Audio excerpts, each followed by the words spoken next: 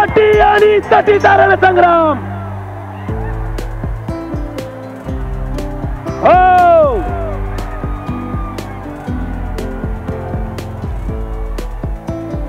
मुश्किल. Ambulance ambulance.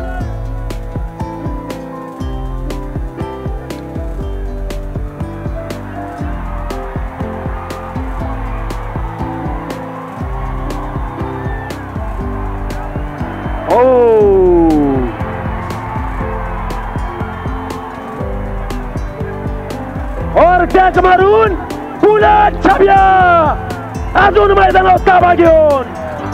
पद्धतीचं हे मैदान आयोजित करण्याला काय वैशिष्ट्य आहे? हिंदू हृदय सम्राट बाळासाहेब ठाकरे साहेबांच्या पुण्यतिथीनिमित्त, खरं तर पुण्यतिथी नोव्हेंबर महिन्यामध्ये आहे, पण विधानसभेची आचारसंहिता असल्याकारणानं हा कार्यक्रम करता येणार नाही, म्हणून आम्ही हा कार्यक्रम लवकर आयोजित केलेला आहे. सांगली जिल्हा शिवसेनेच्या वतीनं व चंद्रहार पाटील युथ फाउंडेशन व अंबाबाई यात्रेनिमित्त देशिंग हे या स्पर्धेचं आयोजन केलेलं आहे.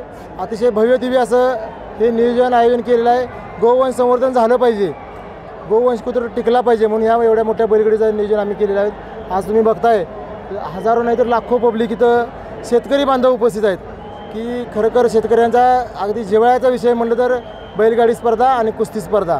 त्यातल्या कुस्ती स्पर्धेत मी काम करत असल्यामुळं बैलगाडी स्पर्धेची उंची वाढवावी ह्या उद्देशानं आम्ही या स्पर्धेचं नियोजन केलेलं आहे. किती संघ सहभागी झालेले आहेत आणि बक्षीस काय? जवळजवळ बैलगाडी 100 ते 150 बैलगाडींनी सहभाग घेतलेला आहे. त्यामध्ये 2-4 गट आहेत, आदत गट, ब गट, दुसरा गट, नवतर आदत आणि जनरल ओपन एक, असे 4-5 गटामध्ये ह्या स्पर्धा होत आहेत. आणि जनरलचा जो ओपनचा गट आहे त्या प्रथम क्रमांकाला मुख्यमंत्री केसरी म्हणून आम्ही थार गाडी बक्षीस देतो आहे. दुसऱ्या नंबरला ट्रॅक्टर, तिसऱ्या नंबरला बुलेट व चौथ्या नंबरला 2 व्हीलर गाडी, असे 4 भव्यदिव्य अशी बक्षीस आम्ही देणार आहोत आज.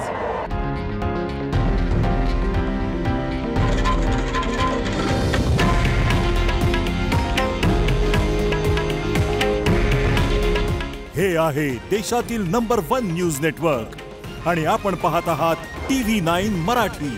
काळजी तुमची, हित महाराष्ट्राचं.